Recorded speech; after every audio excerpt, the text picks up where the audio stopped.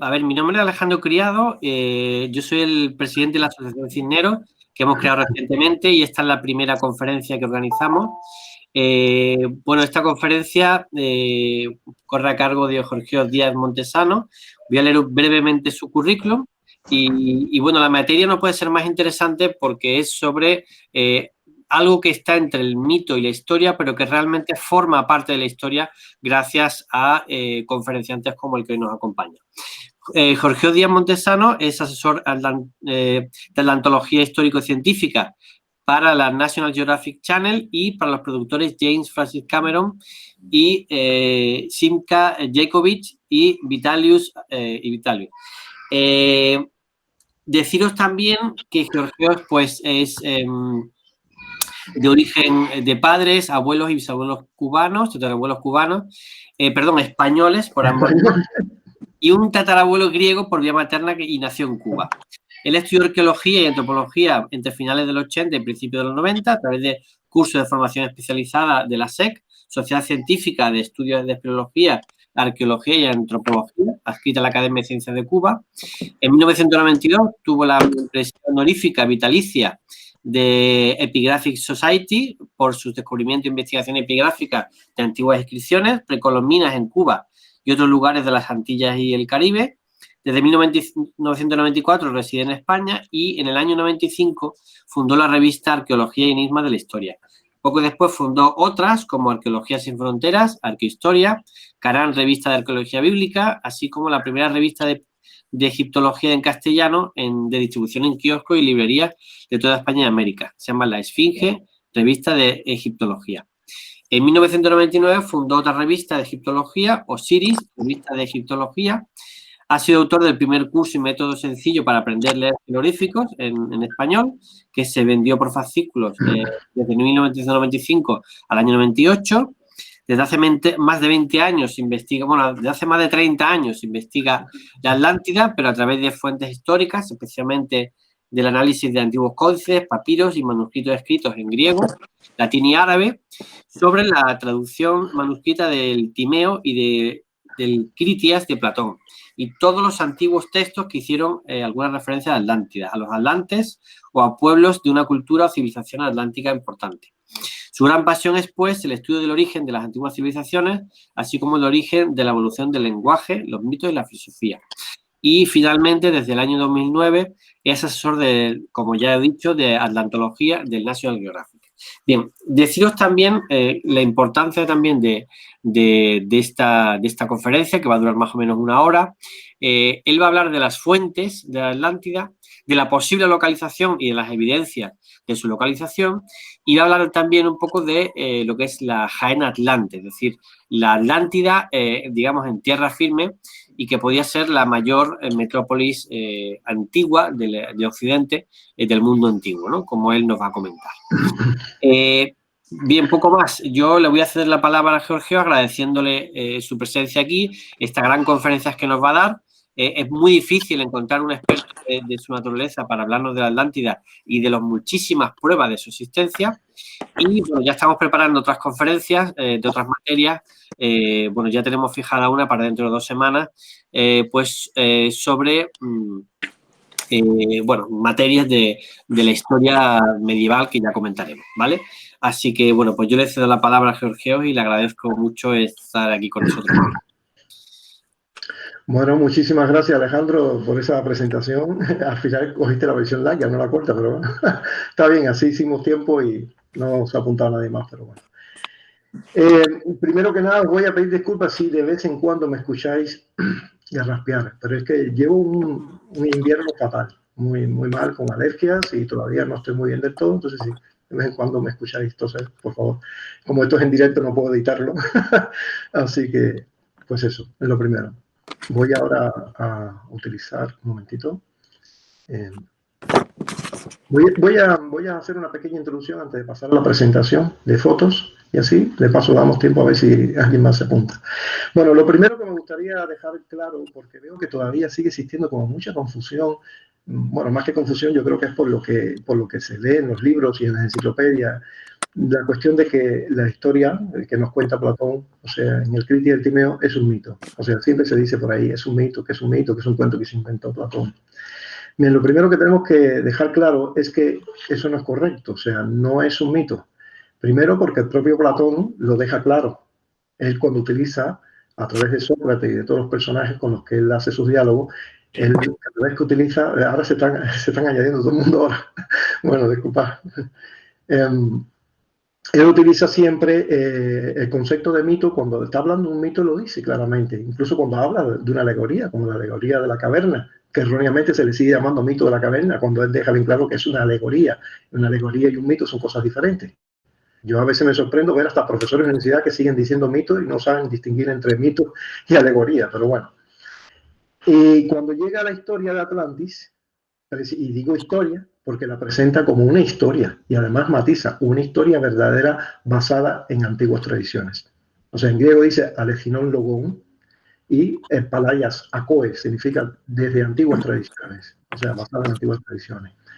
Él lo deja bien claro, varias veces se repite y lo puntualiza. Y repito, insisto en ello, en toda su obra se ve perfectamente cuando utiliza mitos, se vale de mito como de ese, claramente que son mitos, y cuando se alegoría. Pero cuando llega a la historia de la Atlántida, dice, pero esto no es un mito ni es una historia inventada, añade, es una historia verdadera basada en antiguas tradiciones. O sea que esa es la primera referencia que tenemos, la propia de Platón. O sea que ya nos está diciendo que no es un mito. Pero es que después tenemos autores de gran renombre, de una gran fides autoritas, o sea, una gran autoridad en la antigüedad, como Plutarco, que es historiador, es un historiador muy conocido y muy importante, de los más serios, que también ratifica que era una historia que le contaron los egipcios a Solón, y él estuvo en Egipto, consultó los archivos en la Biblioteca de Alejandría y en varios templos, y logró encontrar los documentos originales que acreditaban esa, ¿cómo decir de alguna manera? El documento que quedó acreditado de la visita de Solón y los nombres de los sacerdotes que le recibieron y las cuestiones que hablaron con él. Y entonces lo dice, ahí lo dice, el nombre de los sacerdotes que le contaron la historia a Solón, Songis de Sais, Xenofis de Heliópolis, y añade que eran los más sabios, los más reputados como sabios mayores que tenía Egipto en ese momento. Entonces ahí él lo dice, lo vio, y además como vio los documentos dice, pero tengo que aclarar, y lo dice mismo, que Platón embelleció la historia que le contaron a Solón con suntuosos palacios y grandes murallas. Quiere decir que nos sirve para saber, primero, que no es un mito que se inventó Platón, pero a la vez también nos sirve para saber por qué vio la historia original, que estaba en los archivos, que lo que se le contó en base no tenía esos suntuosos palacios y esos grandes murallas. Digamos que de alguna manera Platón embelleció la historia, pero la historia es real en el sentido de que los sacerdotes egipcios se la contaron a Solón. Por lo tanto, si hay que buscar aquí un culpable, y siempre lo digo en mis conferencias, de la invención de un mito, no es Platón ni es Solón, es los sacerdotes egipcios. Y eso fue lo que yo me planteé como tesis de trabajo. Me fui a las fuentes y después que ya boté todas las fuentes en griego, en latín, todo lo que existía. Yo no sé si quedará algo por ahí, lo dudo mucho, casi 30 años recopilando fuentes. La mayor compilación que se ha hecho en la historia sobre fuentes, sobre la Atlántida, la tengo yo en mis libros publicados. Nadie pudo hacer eso jamás. De hecho, he sido el único autor que ha logrado reunir los 72 códices en griego del Timeo y el Critias y los he estudiado y los he traducido directamente. Y está también en mis publicaciones. Después me fui a las fuentes egipcias y dije, vamos a ver si lo que dice Plutarco es cierto. Bueno, pues debería haber algo en las fuentes egipcias que a lo mejor haya pasado inadvertido. Bueno, yo nunca me imaginé que me iba a encontrar tantas referencias. Al final llegué a 190 mapas con la ubicación exacta de la isla delante del Estrecho de Gibraltar, en monumentos egipcios, en templos, en paredes, en papiros, y también un montón de referencias, cientos de referencias, con los distintos nombres que le daban, obviamente en egipcio. Porque hay que tener en cuenta que hay una parte en el Critias donde se dice claramente que Solón tradujo al griego los nombres originales de Atlantis porque vio que los egipcios habían hecho lo mismo. Entonces ya eso nos da pista de que nosotros no podemos encontrar en los textos egipcios ni en ningún texto que la isla se llamara Atlantis. Porque Atlantis es el nombre griego, la traducción, que significa la isla del que soporta. Atlas es el que soporta el cielo, el que sostiene, ¿no? Entonces, cuando busco, hago lo que se llama ingeniería inversa, sabiendo ya la traducción, busco en las fuentes egipcias, entonces efectivamente es cuando me encuentro la isla del dios que soporta el cielo, que era el dios Shu de los egipcios. Entonces la ubican delante de un estrecho, en el océano, y todo va encajando perfectamente. Entonces era una cuestión, digamos, de buscar y de saber cómo buscar esa fuente, ¿no? Y producto de ello salió, bueno, varios libros sobre las fuentes egipcias. Voy a intentar poner ahora algunas imágenes, ahora que ya vemos más personas. Creo que tengo a alguien aquí esperando por entrar. A ver. No sé, me salió ahí, pero no. Bien, vamos a presentar. Me decís si lo veis cuando yo le dé aquí ahora a presentar. Un momentito. No, está un segundo. Aquí, un momento. Y ahora vamos aquí a presentar una ventana. Bueno. Vale. ¿Me estáis viendo esta foto de Platón? Alguien que me responda. Cualquiera. Sí, sí se ve. Sí, se ve, se ve. Vale, perfecto. Bueno, pues ya está. Bueno, aquí nada, esto es una imagen de Plutarco. Habíamos estado hablando de Plutarco antes y como decía, la referencia de Plutarco es muy importante porque, repito, es un historiador. Además es un historiador de los que se consideran de los más serios que hubo en la antigüedad, de los más fidedignos, por los datos que contaba que se han ido verificando, la arqueología, la historia, por distintas vías, ¿no? Ha ido confirmando que era un historiador bastante serio, bastante preciso. Y entonces tenemos ese testimonio de Plutarco que ya deja claro de que efectivamente fueron dos sacerdotes egipcios, nos dio hasta su nombre, los que le contaron la historia a Solón y que simplemente Platón lo que la embelleció un poco, tampoco demasiado, con suntuosos palacios y grandes murallas. Podríamos suponer que parte de ese embellecimiento también puede haber algo a lo mejor de exageración de las fechas, podría ser, porque el tema de las fechas, que después vamos a hablar de ello, es el elemento principal, prácticamente el único, por decirlo de alguna manera, en que se basan los escépticos y los que niegan la posible existencia de la Atlántida por la antigüedad de 9.000 años, ¿no? Dicen, no, es que hace 9.000 años es imposible, hace 9.000 años no había ninguna civilización importante, etcétera, ¿no? Pero claro, todo eso también parte de un error de interpretación que yo demostré con el estudio de los códices, donde resulta que la fecha que se da de 9.000 años se da para el origen de la historia y lo confundieron con el final de la historia. Por lo general no fueron los traductores, digamos los traductores clásicos, ¿no? Fueron gente más bien mucho después, escritores que escriben sobre la Atlántida y tal. Un segundito que creo que tengo a alguien aquí para admitir. A ver, sí.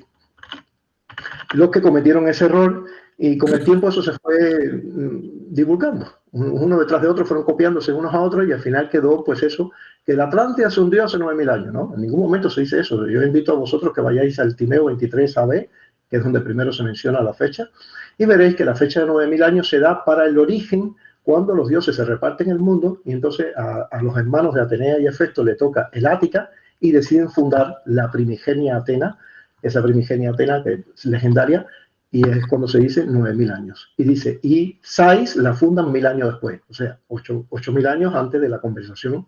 Todo esto es antes de la conversación de Solón con los sacerdotes egipcios. O sea que si sumamos en el tiempo, estaríamos hablando de que la historia comienza hace unos 11.570 años, la historia en general, y la de Sais como ciudad, pues 1.000 años menos, o sea, hace unos 10.570 años más o menos. Un segundito, me siguen llegando personas. ¿Ven lo que digo? Siempre hay gente que se incorpora a mitad de... algunos incluso vendrán a mitad de conferencia. Bueno, vamos allá. Bueno, voy a saltarme eso. Diodoro Sículo. Esta es otra fuente muy importante. De hecho, yo saqué como una separata, un librito sobre la historia de Diodoro Sículo y la lucha de los Atlantes contra las Amazonas. Diodoro Sículo recoge fuentes diversas, pero lo importante que tiene la obra de Diodoro Sículo es que no utiliza Platón en ningún momento, ni lo menciona siquiera. Utiliza otras fuentes diferentes y da los nombres de esos otros autores, como Dionisio de Mitilene. O sea, utiliza otros autores que también hablaron de la Atlántida y de la civilización atlante, y la ubica igualmente en lo que es, en las costas, dice, de lo que es lo que sería la península ibérica y Marruecos, en esa zona. No habla concretamente de una isla, pero sí la ubica, dice, en las costas atlánticas y por la señal que da, dice, pasando el estrecho. O sea, que habla de una civilización atlántica en general y le da el nombre de Atlantis y de Atlantis a sus moradores. Y que, bueno, de hecho cuenta que según las leyendas habían tenido guerra con las Amazonas, habían perdido ante las Amazonas, pero después salieron con las Amazonas, etc. Ahí obviamente hay mucha leyenda que probablemente sea ficticia, que sean mitos inventados, pero lo interesante es que describe también la Atlántida, habla de los atlantes y por una fuente ajena por completo a Platón. O sea, que no tiene nada que ver con la misma tradición, digamos que de Solón nos llega a través de Solón y Platón, ¿no? Sino por otra fuente, quiere decir otras fuentes egipcias, probablemente otros documentos, porque Diodoro Sículo también tuvo acceso a fuentes egipcias muy importantes. Por lo que se conoce de su obra, él, o sea, tuvo acceso a documentos de bibliotecas egipcias también. Bueno, Heródoto. Heródoto es un caso muy peculiar, muy importante, porque los negacionistas de toda la historia de Atlántida, los que creen que Platón se lo inventó todo y que es un cuento, siempre dicen que antes de Platón no hay ninguna referencia, ¿no? Y no es cierto. En mi libro hay un montón publicado ya de referencias antes de Platón sobre Atlantis. Pero si ustedes buscan en las enciclopedias o en Wikipedia, donde quiera, van a ver que siempre se dice lo mismo. Platón es la única fuente, ante Platón no hay ninguna. Y las dos afirmaciones son falsas. Ni es la única fuente, la prueba está que tengo más de 30 libros publicados ya con cientos de fuentes de distintas lenguas de la antigüedad, ni tampoco es la primera. Heródoto también habla de Atlantis. Lo que pasa es que pasó inadvertido por un pasaje donde Heródoto, cuando describe los mares del mundo, y cuando llega a la parte donde está el Atlántico, ahí precisamente dice, y ese mar que está después de pasar las columnas, que le llaman de la Atlántida, el mar de la Atlántida, o de Atlantis. Directamente usa ese término.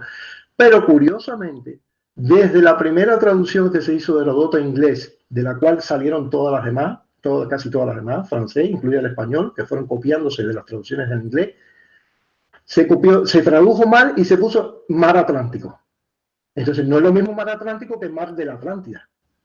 O sea, ya ahí él estaba dando claramente lo mismo que dice Platón, que el nombre del océano Atlántico es de ese mar, derivaba de la isla de Atlantis. Y claro, cuando tú dices en una formación, en una construcción típica genitival, tú dices mar de Atlantis o mar de la Atlántida, ya lo estás diciendo. Es el mar de algo que había en ese lugar, una isla, es el mejor candidato, ¿no? Que se llamaba Atlantis o de la Atlántida. O sea que Heródoto también tenía ese conocimiento. Lo que pasa es que no le dio importancia y ya no habló más del tema. Porque seguramente para Heródoto eso serían leyendas y no le dio mucha importancia. Él estaba buscando datos históricos, era un historiador, y lo que quería era cosas que pudiera verificar mejor, ¿no? Y no le dio más importancia, pero ahí está. Y yo dediqué un libro entero a ese asunto para demostrarlo por todas las vías posibles, desde el punto de vista lingüístico, lexicográfico, gramática griega, por todos lados. Y la tesis es irrefutable. Bueno, a día de hoy nadie me la ha podido refutar. Está clarísimo, está en los textos griegos, pero ¿por qué nadie lo había dicho? Es lo que no entiendo. Lo que no entiendo. Todo el mundo desde la primera traducción, en vez de traducir mar de la Atlántida, o mar de Atlantis, prefirieron mar Atlántico y ya se quedó como mar Atlántico y por eso pasó inadvertido por completo el hecho de que ya Heródoto sabía o conocía la misma historia, la misma leyenda, la misma tradición, antes de que Platón incluso ya la conocía. O sea, es una evidencia más de que la historia sobre Atlantis, o la leyenda histórica, a mí me gusta más utilizar el término leyenda histórica, porque a fin de cuentas cumple con los requisitos de lo que es una leyenda que se basa en datos históricos, pero no es un mito. Los mitos tienen una serie de características que no cumple para nada. Para empezar, por ejemplo, si fuera un mito moralizante, como siguen diciendo muchos académicos, ¿no? Y profesores de universidad, no se explica que al final mueran tanto los buenos como los malos en el mismo cataclismo. En los mitos normalmente eso no ocurre. En los mitos, por lo general, cuando son moralizantes, los malos son los que sufren el castigo y los buenos son los que triunfan. Y eso lo vemos en todos los mitos griegos, que es así. Sin embargo, cuando la historia de Atlantis se cuenta como una historia verdadera, al final es un cataclismo que se lleva bajo tierra a los griegos, a los que estaban venciendo con ellos, que eran los buenos de la historia, y se lleva también bajo el mar a los malos, que serían los atlantes. O sea, a todo el mundo por igual. O sea, que no importara cómo tú te comportaras, al final todos castigados igual. Por lo tanto, no es un mito moralizante de ningún tipo. O sea, porque todo coincide con lo que describe Platón desde el primer momento, que es una historia verdadera que le llega a él a través de Solón. Además, el hecho de que se ponga a Solón y a Sócrates, sobre todo a Sócrates, asegurando que es una historia verdadera, es una mayor garantía que podemos tener, porque Sócrates era sagrado para Platón, pero sagrado. Y para todos los filósofos de aquellos tiempos. O sea, nadie se le atrevería a poner en boca de Sócrates una mentira, una falsedad. Nadie. Pero claro, hoy en día parece que porque los historiadores hoy en día, la gente del mundo académico hoy en día, tienen otra forma de entender lo que es la honestidad, la sinceridad, el respeto casi sagrado hacia una persona, esas cosas, esos valores se han perdido, y entonces hoy en día se cree que sí, que Platón es capaz de mentir, Sócrates es un mentiroso, todos los antiguos son mentirosos porque solemos reflejarnos como un espejo, ¿no? Solemos creer que toda esa gente eran igual que nosotros o peor incluso que nosotros. Pero no tenemos ninguna prueba de que sea así. Los únicos datos que tenemos de la antigüedad es que cuando realmente se sentía respeto por alguien y adoración por alguien, parece que era real. ¿No? Que nadie se atrevía a utilizar el nombre de una persona como Sócrates para meter en su boca como que él es el que afirma una invención y una mentira. Eso ya de entrada tenía que haber servido como la principal pista de que realmente estamos en una historia que no se inventó Platón. Y bueno, y al final ya yo he encontrado todas esas pruebas que demuestran contundentemente, por lo menos ya contundentemente, de que Platón no se inventó la historia, ni que Solón tampoco se la inventó, porque hay muchísimas fuentes en los textos egipcios y en otras civilizaciones que están en mi libro, donde se habla claramente de lo mismo, una isla delante de Gibraltar, una gran civilización marítima. Cuando no se menciona la isla, se dice una gran civilización, una alta civilización marítima de gran poder en el Atlántico.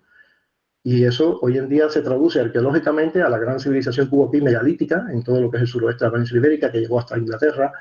Marruecos también se está encontrando ya, o sea, todo lo que es la civilización del neolítico y el calcolítico, que construía incluso ciudades circulares concéntricas, como se describen en Atlantis, y como vemos en Marroquíes Bajo, que hablaremos ahora un poquito más adelante. Cuando empecemos a hablar de las evidencias, posibles evidencias, vamos a dejarlo ahí, arqueológicas, ¿no? Bueno, he dejado de presentar eso porque tengo que buscar otra carpetita. A ver si tengo a alguien un segundo, a ver si tengo a alguien esperando para que le acepte entrar. No, está bien todo. Tenemos 19 personas, no está mal. Bueno, vamos a buscar otra carpeta. Un segundo. Ajá, voy a hacer lo más breve posible porque es tanta el montón de carpetas que tengo aquí que no se nos va a ir la hora volando.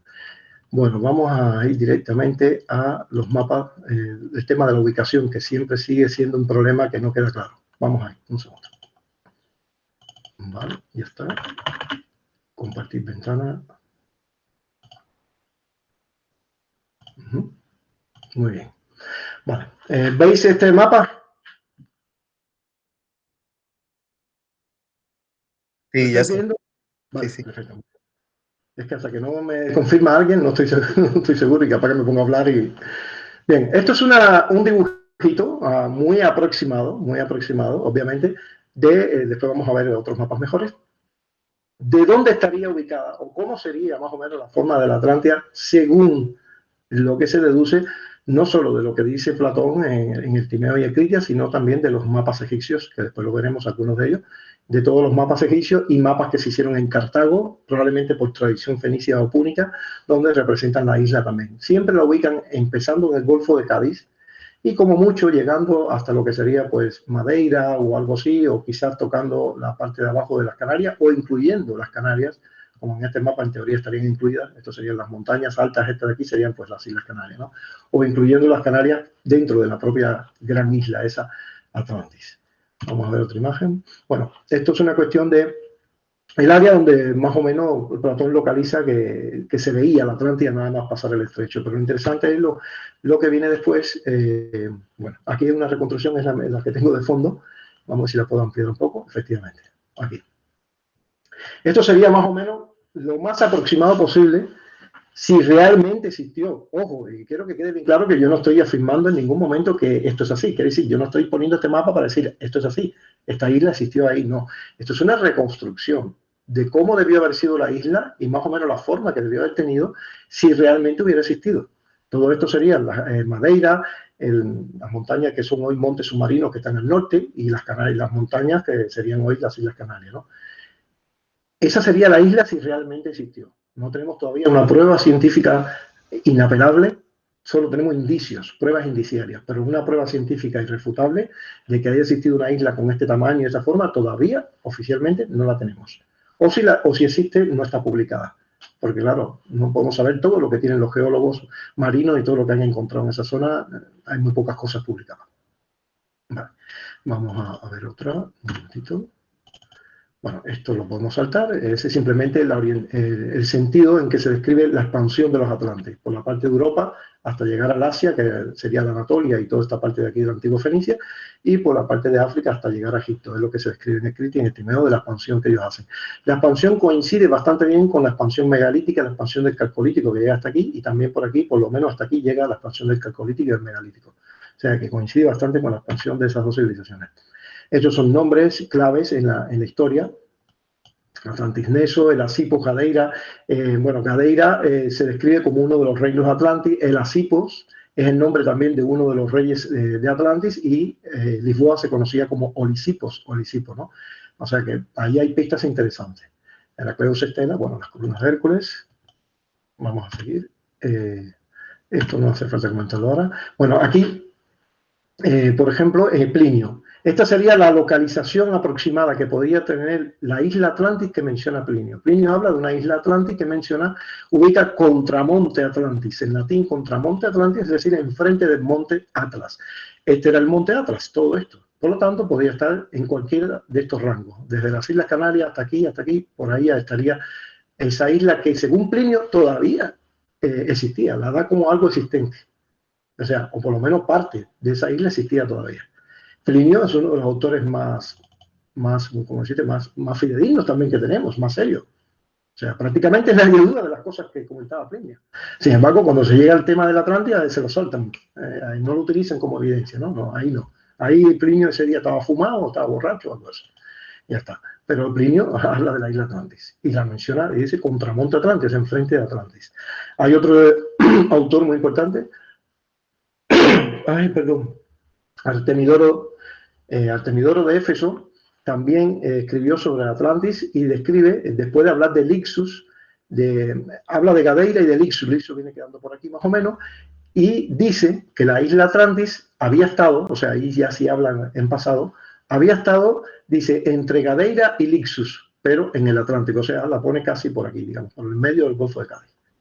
Y eso lo dice claramente el Artemidoro de Éfeso también.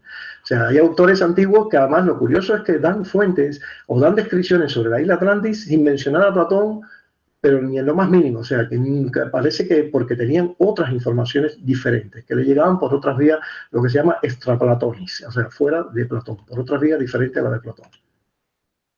Esto sería aproximadamente, a grosso modo, el Triángulo de la Atlántida. No tiene nada que ver con el Triángulo de las Bahamas, por favor. Es una manera aproximada de ubicar el área donde aproximadamente estaría la isla Atlantis, ¿no? Por las descripciones que dan ellos. Lo que sí no podemos buscar es la isla Atlántida en las Azores, y ahora os voy a explicar por qué, ni muy lejos, ni más allá de Madeira, ¿no? Madeira como el punto más lejano, porque se utiliza una expresión en griego para ubicarla, que es protuestomatos, eso es ante o delante de la boca.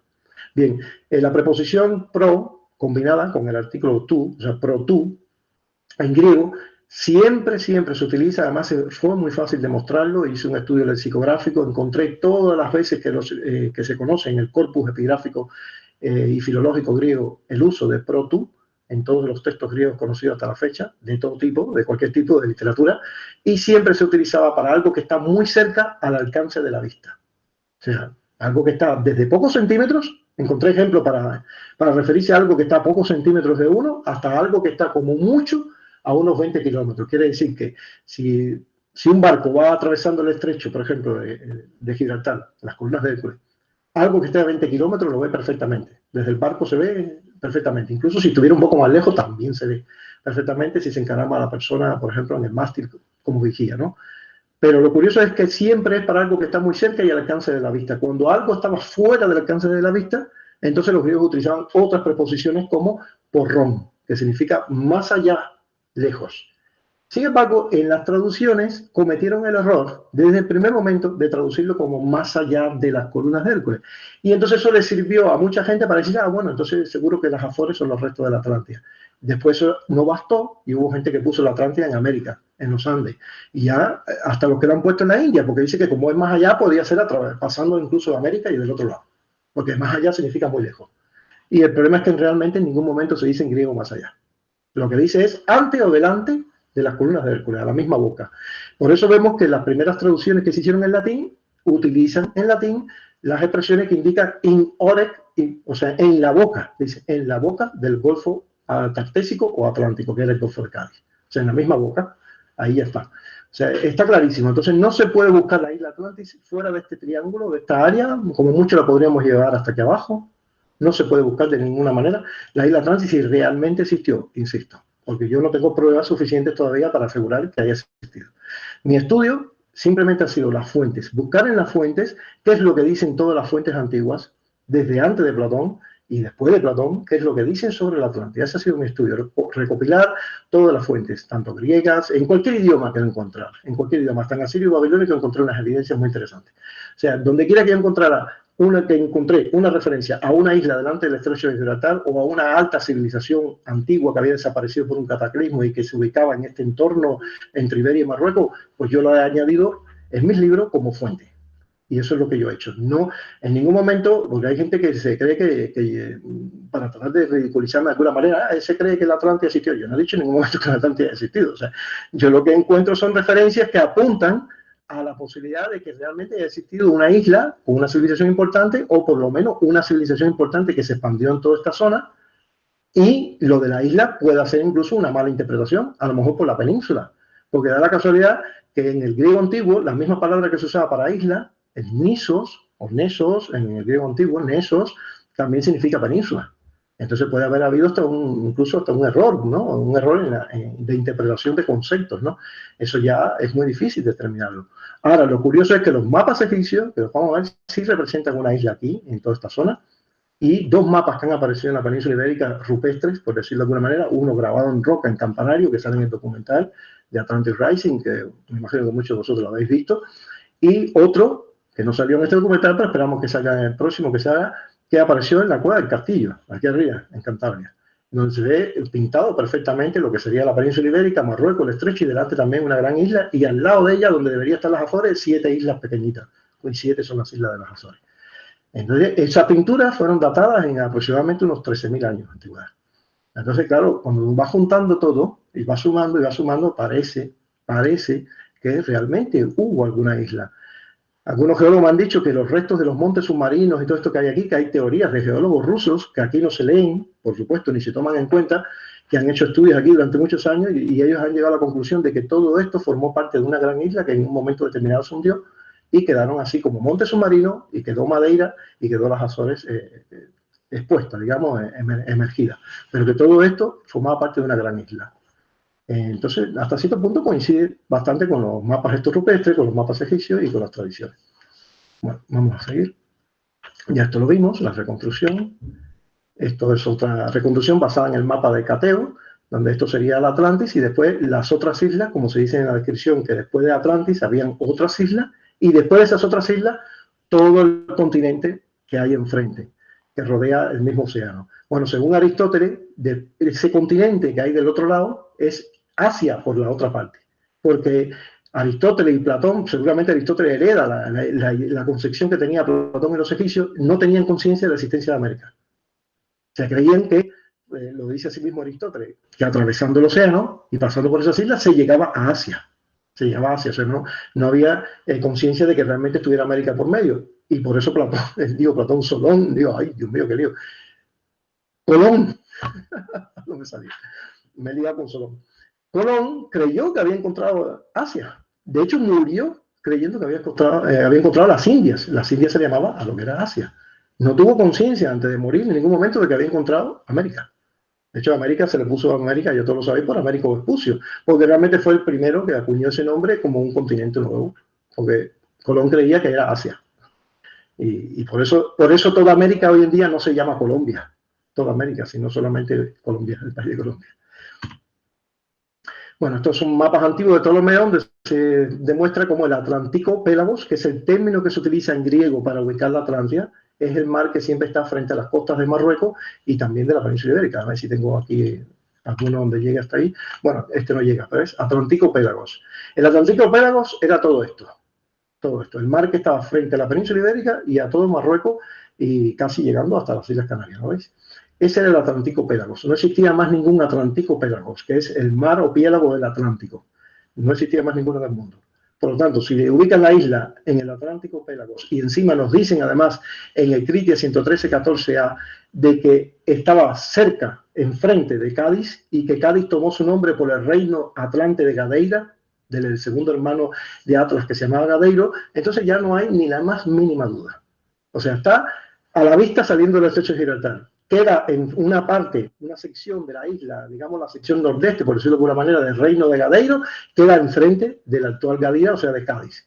Ellos dicen que ahora se llama Gadira, ahora, dicen Nun en griego, significa que en la actualidad, en el momento que están hablando los sacerdotes con Solón, se conoce ahora con el nombre de Gadeira, pero lo tomó por la celebridad del reino de Gadeiro que estaba enfrente de la Atlántida. Entonces ya cuando juntas todo esto, no existe, pero ni la más mínima razón para buscar la Atlántida, ni en el Mediterráneo, ni en el Pacífico, ni en la India, ni en todos los lugares del mundo que la quieren poner. Es que obviamente la Atlántida es un plato apetitoso y todo el mundo la quiere. Ese es el tema. Todo el mundo la quiere, pero curiosamente menos los españoles. Como me dijo Jim Cameron, qué cosa más rara.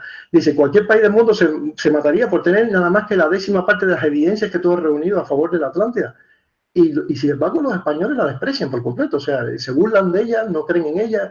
Y somos el país que mayor cantidad de evidencia tiene a favor de que si realmente existió, estuvo por aquí, muy cerquita, en nuestras costas. Pero bueno, eso es un problema que tenemos nosotros. No sabemos valorar nunca lo que tenemos, ¿no? Bueno, esto es una reconstrucción. Otra más y ya terminamos con esto. Y nos vamos a ir. Necesito que alguien me ayude a controlar el tiempo, porque yo pierdo la noción del tiempo. ¿Cuánto llevamos? A ver. Son y 43. Bueno, entonces... voy a pensar un par de cosas porque si no, no va a tiempo y voy a ir a lo que más interesa. ¿Alguien tiene el micrófono abierto? Me estoy oyendo yo mismo. Vale, ya está. Bueno, vamos a ir a... Me imagino que lo que más vosotros querréis ver ahora mismo es el tema de lo que ha aparecido bajo el mar, así que vamos a entrar ahí. Y ya con esto se nos va a ir los minutos que quedan. Es que es imposible abarcarlo todo. También quiero hablar... No, primero voy a hablar de Marroquíes Bajos, que no lo quiero dejar porque tengo que aprovechar este momento para decir unas cuantas cosas que tenemos que decir aquí, porque es muy importante. Un segundo. Vámonos para Marroquíes Bajos y después terminamos con las evidencias bajo el mar. Sinceramente es la primera vez que doy una conferencia de este tipo en una hora. No me alcanza el tiempo. Vamos allá. A compartir. Marroquíes Bajos. Bueno, muy rapidito. Esto que estáis viendo aquí me ha salido el mapa invertido. Me ha salido invertido horizontalmente, pero bueno, no puedo cambiarlo ahora. O creo que sí. Pero un segundito. Aquí mismo. Ya está. Muy bien. Si os fijáis en el diseño de esta, yo le llamo Macrópolis y después les voy a decir por qué le llamo Macrópolis, aunque para los arqueólogos es simplemente una aldea de campesinos grande, ¿vale? Una aldea grande. El diseño de los anillos concéntricos con los canales acuáticos y un canal central. Es lo mismo que se describe de la capital de Atlantis, exactamente igual. Algo tan sui generis, tan claro, porque además siempre fue algo sui generis que antes de aparecer Marroquíes Bajos jamás en la vida había aparecido por ningún lado el diseño de la capital de Atlantis, alternando anillos de tierra con fosos circulares concéntricos que están inundados de agua. Uno de tierra, otro de agua, uno de tierra, otro de agua y así. Y esto es lo más parecido que se ha hallado hasta el momento en el mundo entero, la ciudad de Marroquíes Bajos, que repito, se le llama aldea o aldea grande, macroaldea es aldea grande, pero para mí no hay ninguna duda que es una macrópolis porque es el tamaño tan grande que tiene. Se le estima más de 100 o 115 hectáreas, que eso es una barbaridad. Para que os hagáis una idea, aquí en el centro, en este pedacito aquí, cabría y sobraría Jericó, que es una ciudad también un poquito más antigua que esta, que apareció y se tiene como ciudad en Israel, y se tiene como la primera ciudad del mundo. Y repito que cabría aquí y sobraría, en este pedacito aquí. En ningún lugar del mundo nadie lo ha cuestionado. En todos los libros de textos universitarios, académicos, en cualquier enciclopedia, lo vais a ver siempre como todos hablan de la primera ciudad del mundo, y nada más que tiene una pequeña murallita con un solo fortín. Marroquíes Bajos, fíjense el tamaño que tiene comparado con ella, y según me ha dicho Estela, que ha trabajado, Estela Pérez, la arqueóloga que vieron en el documental, que ha trabajado como nadie, ha tenido acceso a toda la documentación de las excavaciones, me ha dicho que puedo hablar perfectamente de hasta 120 bastiones, como mínimo, en las murallas que las rodean. Entonces, ¿por qué esto no puede llamarse ni siquiera protociudad? O sea, una ciudad incipiente, vaya, que está empezando. ¿Por qué tiene que ser una aldea de campesinos? Es el complejo de inferioridad, el grandísimo complejo de inferioridad que tienen nuestros científicos, que me da mucha pena, pero es así. La mayoría parecen de un complejo de inferioridad muy grande y no son capaces les da vergüenza reconocer cualquier cosa grandiosa que tengan aquí. Y ellos mismos entonces lo ningunean. No tiene que venir el arqueólogo alemán, ni inglés, ni francés, enemigos tradicionales de España de toda la vida, a ningunear lo que tenemos aquí. No, no, nuestros propios arqueólogos lo ningunean y le quitan todo valor. Entonces, así se ha vendido esta historia como una simple aldea de campesinos, se le ha quitado toda la importancia cuando no solo es una gran ciudad, una macrópolis, por el tamaño tan enorme que tiene, más para aquellos tiempos de la prehistoria que estamos hablando, con lo mínimo calcolítico, sino que es la más grande ciudad del calcolítico en toda Europa completa en ese momento. No hay ninguna con ese tamaño en toda Europa en ese momento. Además, la primera en fortificación, la primera en utilizar alta ingeniería hidráulica, antes que Egipto, antes que Sumeria, antes que todas las grandes ciudades. Y esto es fácil de verificar. Es fácil, no es algo secreto. Cualquiera puede verificarlo. Tenía calles empedradas, tenía andenes con aceras. O sea, un montón de cosas que no vemos hasta de mucho después, en las épocas ya clásicas, griegas y romanas.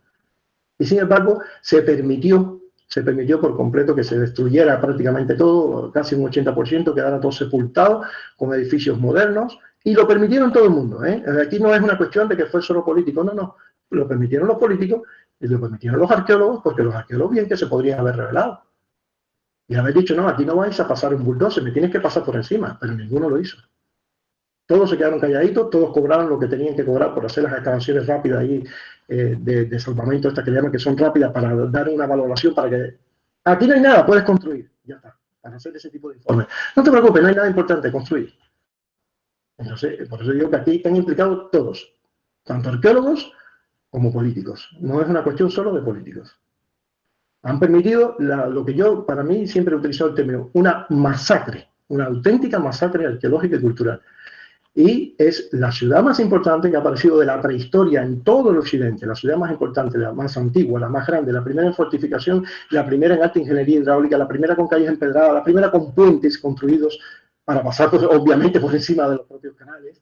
O sea, es increíble, una cantidad de hitos en la cual es única, que ya solamente por ello merecía estar ahora mismo ya en la UNESCO reconocida como patrimonio de la humanidad.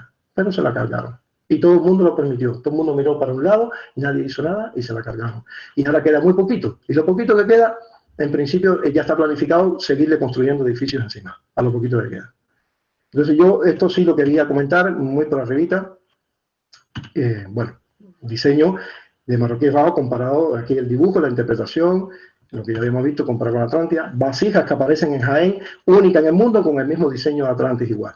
Los anillos concéntricos y el canal central que baja como se describe en el Critias de la ciudad de Atlantis. Esto no puede ser casualidad, esto es una vasija que está evocando obviamente los reinos de la Atlántida, que además eran 10 y creo que tiene exactamente 10 circunfectos de ciudades tipo Atlantis. O sea, ahí lo vemos, mira, la reconstrucción de Atlantis, reconstrucciones de Atlantis en los libros, ¿veis? Es lo mismo. En petrolíferos por todas partes en la península ibérica, y son cosas, estos son otros asentamientos parecidos, pero en Portugal, del mismo tipo y de la misma época, o sea, teniendo fosos concéntricos. Bueno, vamos rapidito ahora a las evidencias de la arqueología subacuática, porque no quiero pasarme de la hora, y ya estamos muy justos. He tenido que dejar más de 10 carpetas sin poder compartir. Qué barbaridad. A ver, esto es increíble. ¿Dónde está? Subacuáticas, aquí. Vamos allá. ¿Estáis viendo esta foto o no? Todavía no, ¿no? Una foto que es de amarilla, de color amarillo. Bueno, no me responde. A ver. No se ve todavía. Todavía no se ve. Vale, un segundo. Es que creí que lo había compartido. No lo había compartido, efectivamente. Ahí está. Bueno, ahora sí la veis, ¿no? Una foto de color amarillo. Sí, ahora sí. Sí, espérate que lo tengo ya. Ahí está. Bueno, ahora os voy a mostrar cosas que espero que os sintáis un poco privilegiados, porque les voy a mostrar material que no ha sido publicado todavía y estaba guardado para el próximo documental.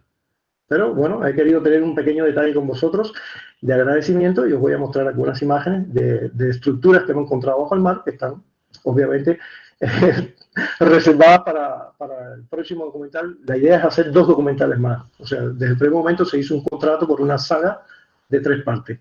Salió la primera, por eso siempre salió anunciado en National Geographic como primer episodio, porque faltan 2 episodios más. Esperemos que no tengamos problemas Y digo esto porque ya hay amenazas muy serias del mundo académico español para boicotear y prohibir que nos den permiso para firmar más nada sobre la Atlántida. Entonces, no, de momento, no estamos muy seguros si vamos a poder firmar o no, o por lo menos en aguas españolas a lo mejor no nos dejan y tenemos que irnos a firmar para aguas de Marruecos. Ha dicho que no tiene ningún problema. Bueno, ya veremos, esperemos que no. Aquí se ve claramente, esto después ya se comprobó, después vamos a ver una foto de cerca de esto. Esto viene siendo algo parecido, no quiere decir que sea exactamente igual, pero por lo que vimos allí cuando bajamos, no sé si alguien conoce el supuesto acueducto romano de Cádiz, digo supuesto porque ya después de ver esto ya te entran dudas, donde se van uniendo como una especie de tambores, se van uniendo unos con otros y por dentro, en el centro, claro, estaría el conducto del agua, ¿no? Como si fuera un negativo con un positivo, se van uniendo las piezas, ¿no? Pues resulta que esto también lo tenemos en el fondo del Atlántico, pero a una distancia del mar tan lejos y a una profundidad tan grande que por los estudios de batimetría nos dio que estas construcciones, este tipo de acueducto, la última vez que alguien lo pudo usar, tiene que haber sido hace unos 6.000 años. Por lo tanto, no puede ser romano, de ninguna manera. Vamos a ver, mira, aquí estos son tambores de columna, o sea, tambores de columnas que estaban puestos por encima de otras, aparecen a veces con 3 y con 4 todavía, otras que están, la mayoría están tumbadas, obviamente, porque eso fue una catástrofe muy grande lo que pudo haber ocurrido ahí. Y sabemos que son tambores de columna porque tienen el agujero cuadrado, que casi siempre se hace el agujero cuadrado para que pueda trabajar bien en lo que son el eje de las columnas, ¿no? Lo que le pasan por el centro, que casi siempre solía ser de cobre o algún tipo de metal, para fijar mejor los tambores unos encima de otros. Este sistema de tambores lo vemos en construcciones de Israel, del mundo semita, fenicio, y también lo vemos después en el mundo romano y griego. Pero realmente no es una cosa que inventaron los griegos. Hay gente que se cree que esto lo inventaron los griegos, ¿no? Existe desde muchísimo antes. Por lo menos desde el bronce, de la edad de bronce, ya se conocen. Ahora, el problema que tenemos aquí, otra vez de nuevo, es que esto está a una profundidad y a una distancia del mar que coincide también con lo mismo, 5.000, 6.000 o 7.000 años de antigüedad. O sea, no es algo que se pueda de ninguna manera considerar ni romano, ni griego, ni fenicio. O sea, aquí, bueno, esta foto está al revés, me parece. Un momentito. Sí, está al revés. Bueno, aquí esto sería como otra especie no está muy claro, esto no lo pudimos verificar de cerca, se le hizo una foto, pero después no pudimos acercarnos bien, que yo quería que se volviera a mirar bien porque me quedó la duda si esto, la parte de aquí arriba es un capitel y esto es una columna que está al lado tumbado o si es simplemente otro de esos tambores. Claro, no lo pudimos verificar. Esta es la única imagen que tengo, queda para el segundo episodio. Bueno, esto es lo que les decía, ¿ves? Estos son los tamborcitos estos que les enseñé en la primera foto. Están todos unidos en una línea muy larga, de varios, por lo menos hasta casi 1 kilómetro podemos contar, como los acueductos de estos de Cádiz. Exactamente igual, unos unidos con otros, por el centro tienen así como el agujero, pero claro, todo está cubierto de fauna marina, de corales y cosas, porque por los miles de años que eso llevará ahí, porque está en un fondo, que en el fondo se hizo un estudio del nivel del mar, y la última vez que el nivel del mar estaba, digamos, un poco por debajo, porque si no, no tendría sentido el acueducto, porque le entraría el agua salada. Entonces, la última vez que el nivel del mar estuvo lo suficientemente por debajo para que eso pudiera funcionar como un acueducto sin que se contaminara con el agua salada, fue hace unos 6.000 años. Quiere decir que estamos hablando de una gran civilización marítima, con un puerto con miles de anclas de piedra, con acueductos parecidos a los que hay en Cádiz, que se han creído siempre que es un invento de los romanos, aunque en Turquía por ahí han aparecido algunos que han hecho dudar ya de que fueron romanos porque son más antiguos que los romanos. Entonces que ya tenía prácticamente un desarrollo muy parecido al que tuvieron las civilizaciones clásicas, pero hace muchos miles de años atrás. Aquí tenemos otro de estos tambores. El nivel del mar, esto es muy importante, ¿no? La curva del nivel medio del mar en el Golfo de Cádiz. Fíjense cómo las dataciones de todo lo que está por debajo de 8 metros arrojaron fechas de entre 6.500 y 5.000 años. Bueno, para que os hagáis una idea, todo lo que nosotros hemos encontrado está entre los 20, 35 y 50 metros. Así que fíjense, tiren para atrás. Tiren para atrás. Mientras más profundo, más antiguo. Aquí tenemos otro de estos estudios de los más recientes, donde volvemos a ver lo mismo, ¿eh? Con un óvalo, aquí, está señalado, ¿no? Entre 7.700 y 5.700 años antes del presente. O sea, 5.500, 3.700 antes de Cristo. El nivel del mar se hallaba a menos 8 metros. Esto es en el Atlántico, Golfo de Cádiz.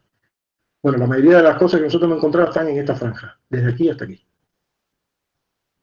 Por eso digo que somos más que cuidadosos cuando estamos diciendo que pueden tener 7.000 o 6.000 años. Y a la vez de que están en estas profundidades, están bien lejos, o sea, bien lejos. Nosotros en el documental no mostramos el lugar exacto, obviamente, porque eso no se puede hacer. Eso sería una irresponsabilidad de nuestra parte, con la cantidad de piratas que hay, que podrían ir ahí a destrozar todas esas cosas, ¿no? Y de hecho encontrar muchas más de las que nosotros no nos dio tiempo en pocos días. Tuvimos 15 días nada más trabajando en la parte del mar. Y eso necesita años de investigación para poder localizar todo lo que nos mostraba las batimetrías. Solamente de anclas, yo digamos, a perder la cuenta. Empezamos a contar en más o menos hasta que al final dijimos, ahí debe haber 2.000, 3.000. Y ya terminamos así, asumiendo que habían 2.000 o 3.000 de la cantidad de formas de anclas con su agujero que se veían claramente en las batimetrías en el fondo. En una aglomeración de casi 2 manzanas. En unas 2 manzanas, casi 2.000 o 3.000 anclas. No existe ningún puerto, pero ninguno en toda la antigüedad semejante. Los puertos que se han encontrado en la antigüedad, los más famosos del Mediterráneo, no se han encontrado más de 100 anclas. Y nosotros llegamos a contar miles. En el documental solo mostramos 7, porque obviamente no nos daba tiempo a poder buscarlas todas. Es imposible. Hay que hacer más expediciones para ello. Esperemos que nos dejen. Para, por lo menos, si no podemos mostrar las 3.000, por lo menos mostrar 100, 200, 300, ¿no? Para que vean, cada vez no quede ni la más mínima duda de que estamos ante un puerto muy grande, muy importante, que coincide precisamente con lo que se dice en la tradición de Atlantis, que era un puerto tan importante que venían barcos de todas las naciones, se dice, a comerciar con él. Entonces, eso explicaría los distintos tipos de diseños de ancla y también explicaría en las altas los distintos diseños de hasta 7 barcos completamente diferentes, que podrían ser barcos de distintas naciones que venían a comerciar aquí. Y las pinturas de las altas han sido datadas ya en unos 6.000 años también. Barcos veleros, cuando en ningún lugar del mundo con esa antigüedad había barcos veleros. O sea, tenemos muchísimas pruebas que demuestran que aquí hubo una alta civilización marítima. Y esa alta civilización marítima parece que existió como mínimo entre 6.000, 7.000, 5.000 años. O sea, vamos a ponerlo en el Neolítico. O sea, mucho antes de lo que se cree que realmente las civilizaciones avanzaron. Entonces, ya está, porque tengo más cosas, pero me parece que ya estamos en... ¿Qué tiempo me queda? ¿O me he pasado? No sé. ¿Cómo es? A ver. Unos minutos más. Bueno, estos minutos los vamos a dedicar entonces ya a que me hagáis preguntas. Mira, quiero deciros una cosa. Aquí tenemos entre nosotros. ¿Alguien ha dejado? Vale. Aquí tenemos entre nosotros a Juan Manuel Molina. Saluda ahí, Juan Manuel, que te vean. Hola. ¿Se me ve o no? ¿Quién más os puede contar sobre el tema de lo que ha pasado, del desastre que ha pasado ahí en Marroquíes Bajos? Si cualquiera quiere hacerle preguntas, tanto por aquí ahora como por privado, quedar con él, da igual. No hay nadie que sepa más que él. Y el que más se ha arriesgado también en todos los sentidos, metiendo denuncias y denuncias y denuncias que no han llegado, lamentablemente todavía aparece en ninguna parte, pero él sigue luchando por ello.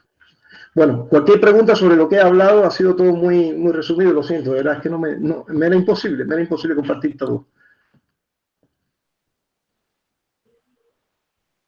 Abierto el turno de preguntas. No se corten. Jorge, una cosa, simplemente darte las gracias por la conferencia tan interesante que nos has dado. Nos gustaría que hablaras un poco de las publicaciones que tienes sobre la Atlántida, porque quizás no lo damos tiempo a comentarlo. Sí, bueno, siempre me pasa lo mismo. Se me quiere hablar de mis libros. Bueno, tengo muchos libros, pero yo siempre recomiendo, si alguien quiere tener una visión lo más completa posible y básica, ¿no? Yo recomiendo el último, Don Alejandro, el que se utilizó como para guión del documental, que está en Amazon. Simplemente ponen mi nombre o ponen Atlantic Rising y ahí. ¿Este? No, ese no. Ese es nivel académico. Ese no lo recomiendo porque... Vale, y este tampoco es, ¿no? Ese tampoco... el último, no sé si Roberto tiene uno por allá, ¿no? El que tiene la portada Atlantic Rising, de la Atlantic. Es muy fácil. Hay el último que aparece como resumen de la Atlántida, que dice el libro que sirvió al documental de guión, tal.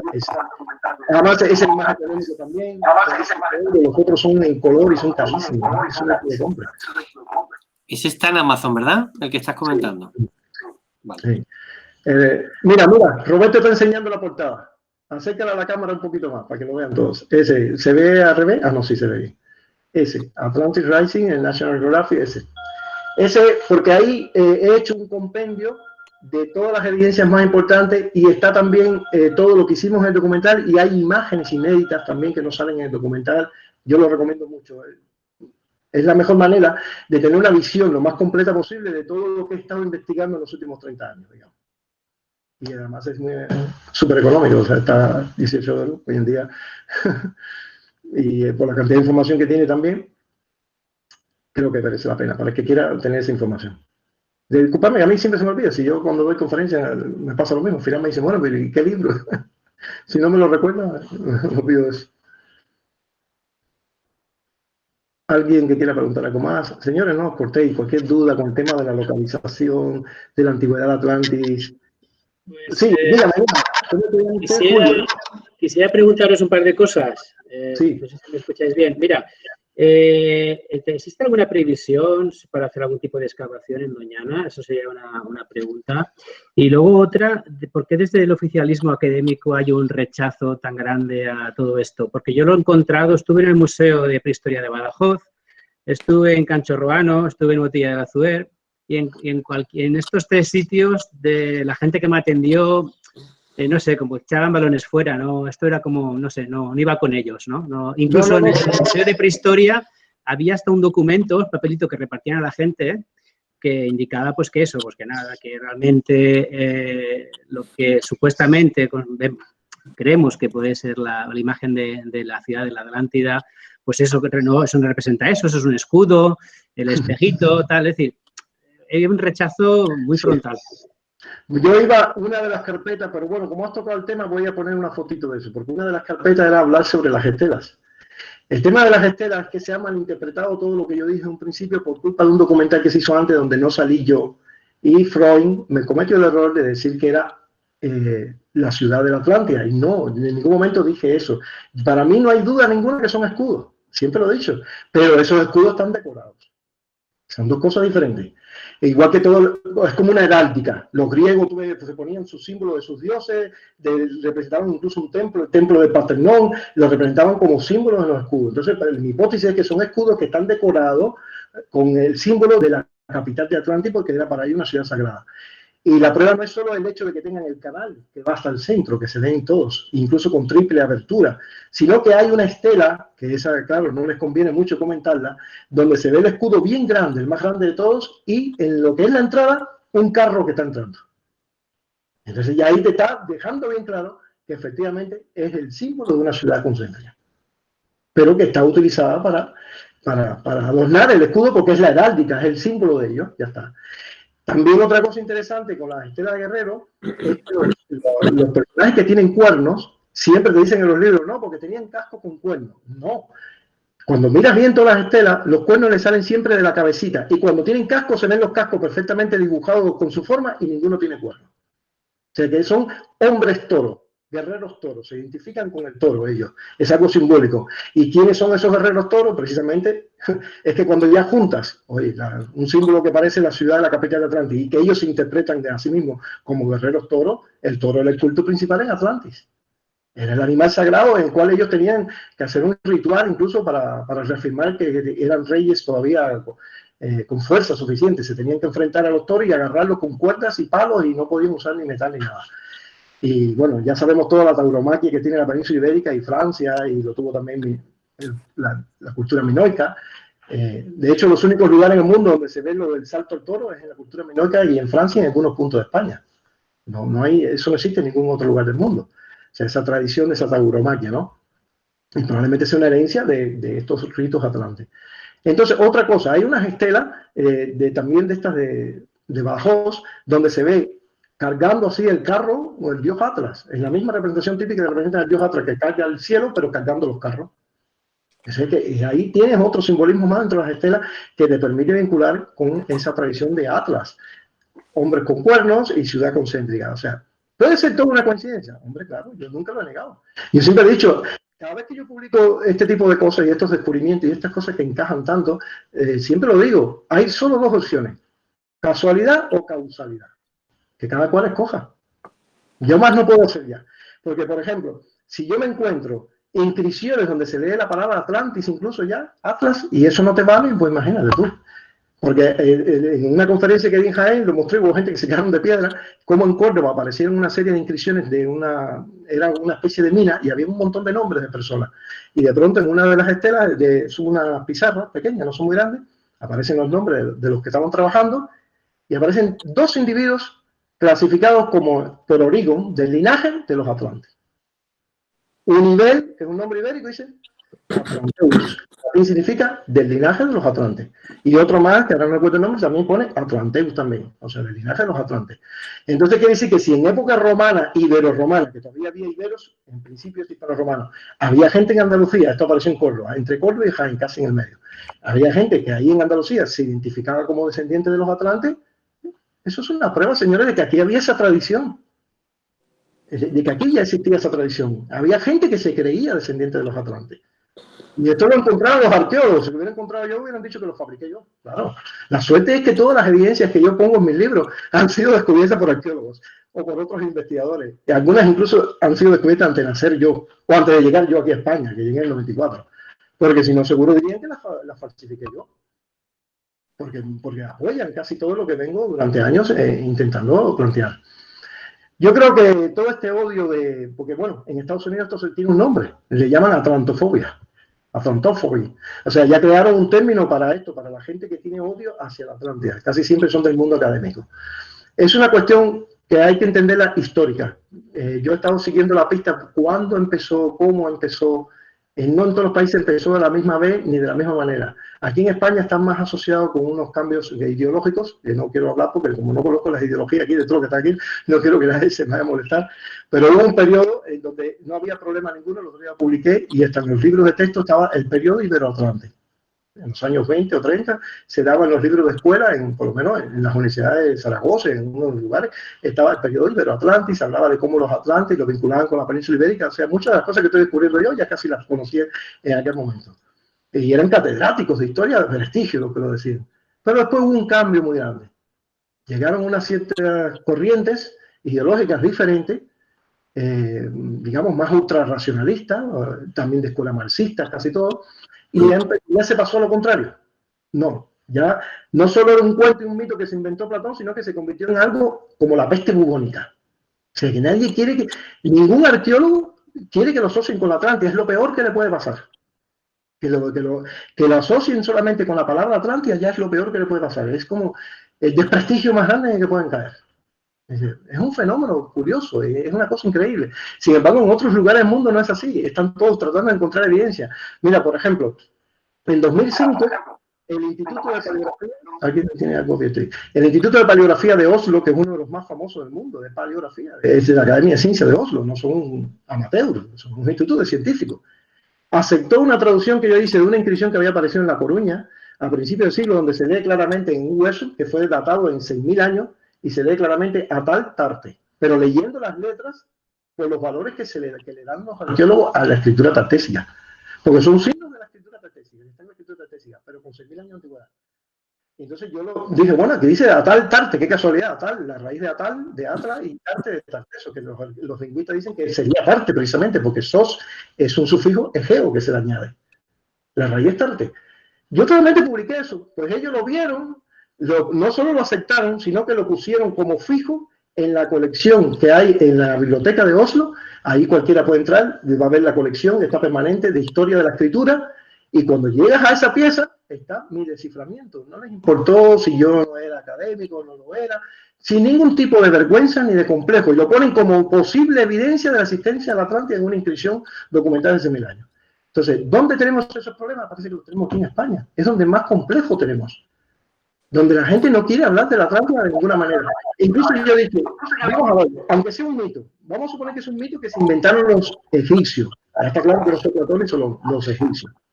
Aunque fuera un mito, ¿qué tiene de malo? ¿Acaso Grecia y Egipto no viven los mitos? Es como que tú le digas a los griegos ahora, eso es un mito, que Teseo, ni Cochocual, y trates ahora, de los griegos por creer la mitología griega y explotarla turísticamente. Eso es un absurdo.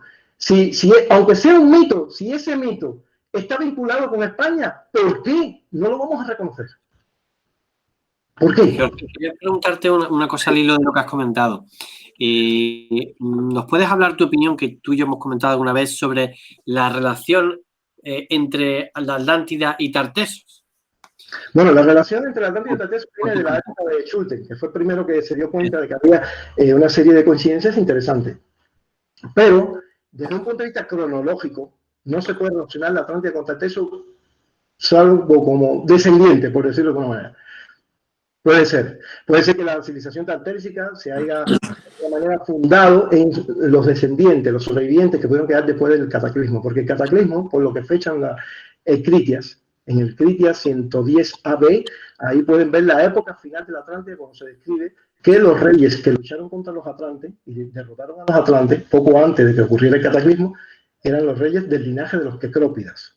Erecteo, Quecrop, Erisistón, esos reyes son los fundadores de la Atena legendaria. Y esa Atena legendaria, para Platón, que está contando la historia, y para Solón, era del 1550, entre el 1600 y 1550 a.C. Entonces, ya ahí te están poniendo el final de la Atlántida cuando ocurre. Además, te dicen que entre el origen de la Atlántida, que fue cuando los dioses se repartieron el mundo, 9000 años antes de la conversación de Solón con los sacerdotes egipcios, o sea, hace 11.570 años.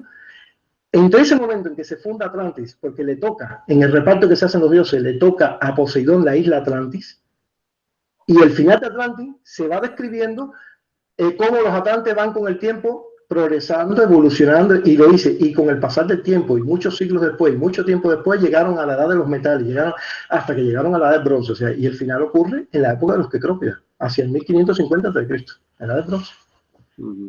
O sea, que están muy lejos. Tartessos, que bueno, las cifras... Claro, Tartessos se cree que empieza a surgir sobre el 1200. Estamos hablando de por lo menos unos 300 años. No es demasiado lejos, pero está un poquito, vaya, no se puede meter... No, Atlantis y Tartessos no es lo mismo, eso está claro. Pero lo que sí es posible es que Tartessos se haya creado con supervivientes, ¿no?, de esa civilización importante que hubo aquí desde el Neolítico. De hecho, genéticamente parece que es así, o sea, hay estudios que lo están demostrando. ¿Y qué referencias, o sea, porque tú eres especialista en escritura antigua, qué referencias hay de Tartessos? Porque no hay ninguna referencia escrita de Tartessos. Solo referencias indirectas de la Oda Marítima de Avieno y hay poco más, pero no hay nada. Sí, hay unas cuantas. En el libro mío, en el tomo 1, ahí las tengo recogidas, hay unas cuantas, ahí no sé, quizás 5 o 6 por lo menos, de distintos autores.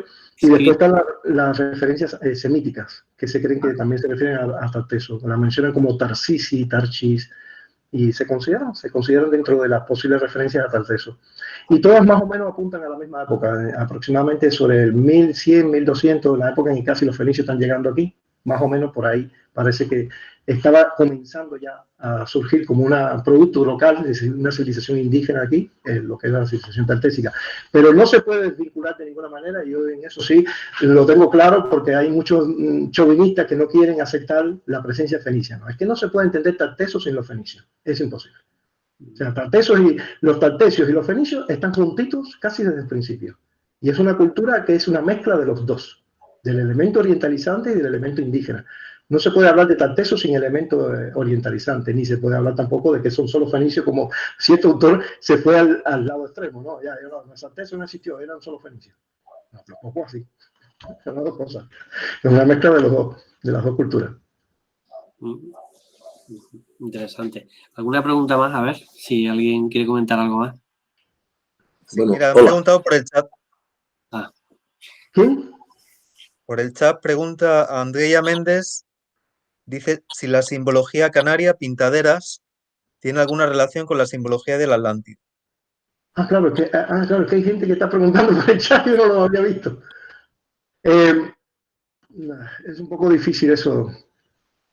Mira, el problema de Canarias es que Canarias, yo durante un tiempo estuve manejando la posibilidad de que hubiera algo allí que a lo mejor tuviera que ver con los atlantes y tal, pero a medida que he ido pasando el tiempo y he visto los estudios arqueológicos, la genética, las dataciones, parece que es un poco más reciente todo lo que es el poblamiento de las Canarias. Parece que no se puede hablar de más de 1000 años antes de Cristo, algo así. Digamos, en época a lo mejor tartésica sí podría ser que hubiera alguna relación. Yo no he encontrado personalmente nada que pueda claramente decir esto es muy típico de lo que aparece, ¿no?, en el suroeste de la península ibérica en época calcolítica, neolítica, no, porque allí, yo digo, los fechados son bastante recientes. Y encima la genética antigua de los guanches ya ha quedado clarísima que son bereber, o sea, son de gente amasí, bereber, que vinieron de libios bereberes, que vinieron de la zona de Marruecos, de lo que es el noroeste de África. No tiene nada que ver con la genética de este lado, porque la genética que tenemos de Tartesos, de casi todas las culturas del suroeste, incluidas los iberos, es una genética mezcla de individuos que habían aquí antes de que llegaran los esteparios y genética de estepario, que es la que somos la mayoría de los hombres que estamos aquí. Seguramente, probablemente todos los de aquí seamos esteparios. Puede que a lo mejor algunos sean descendientes de los atlantes originales, pero cada vez quedan menos de esos. Desde que cuando vinieron los esteparios se redujo mucho, no desaparecieron del todo, pero se redujo bastante a un porcentaje muy bajo los linajes paternos que habían aquí desde la época del Mesolítico, Neolítico, que eran fundamentalmente dos, I 2A, y 2AB creo que se llama, y G2, que había venido con la gente de creciente fértil como agricultores. Entonces esos hombres G2 con esos hombres I2 eran los que formaban principalmente la civilización atlántica. Ya después llegan los esteparios, pero justo coincide la llegada de los esteparios con poco antes de, digamos, de la etapa final de Atlantis. Todavía no estamos claros si llegaron a integrarse o no con los pueblos atlantes. Parece que no, que estaban más bien enfrentados, eran como enemigos. Y ya está. Y triunfaron. O sea, la mayoría de los hombres de España, la mayoría, como en Europa, somos descendientes de estos esteparios. Pero la cultura Canarias, en Canarias al revés, son líbicos bereberes, hasta el momento todos los que estas muestras han dado líbicos bereberes, todos, no ha salido ninguno que sea de otro tipo de linaje paterno que vivía en la península ibérica, ¿no? Todos son bereberes. Sí, dime, Roberto. Digo que la cultura amasí, al ser de la zona del Atlas, tendría relación en su momento con la cultura atlántica. Es muy antigua en esa zona. Date cuenta que por lo menos se le calculan 6.000, 8.000 años a esos linajes. Entonces pudo haber tenido, de hecho en la zona de Marruecos ha aparecido sitios calcolíticos y neolíticos que son exactamente los mismos que tenemos aquí en la península ibérica, que cruzaron para el otro lado. O sea, no de África hacia Iberia, sino de Iberia hacia África. La misma cultura. En el vaso campaniforme, por ejemplo, han aparecido sitios en Marruecos del vaso campaniforme y se ha visto que es el mismo vaso campaniforme que había en la península ibérica con dataciones anteriores. Y en Marruecos tienen dataciones más recientes. O sea, está clara la dirección de la península ibérica hacia Marruecos o bien de algo que estuviera en el medio hacia los dos lados. Y también es la hipótesis de la isla, ¿no?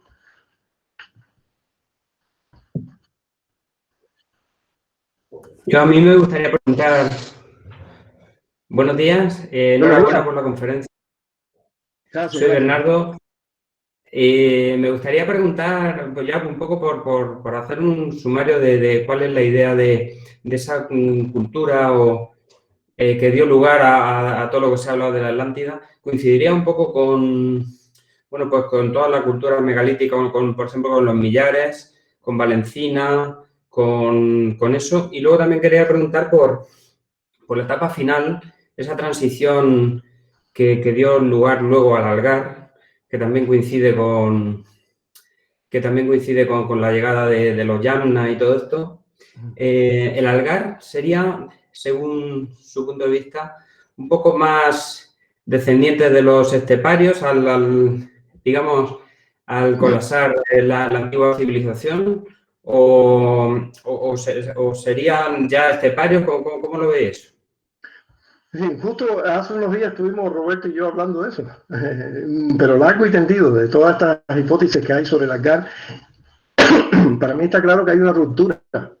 O sea, la arqueología lo demuestra, los sistemas de fortificación, todo demuestran que hay una ruptura entre la civilización del Algar y lo que había antes. Digamos, esto típico calcolítico con ciudades circulares concéntricas tipo Atlante, hay una ruptura.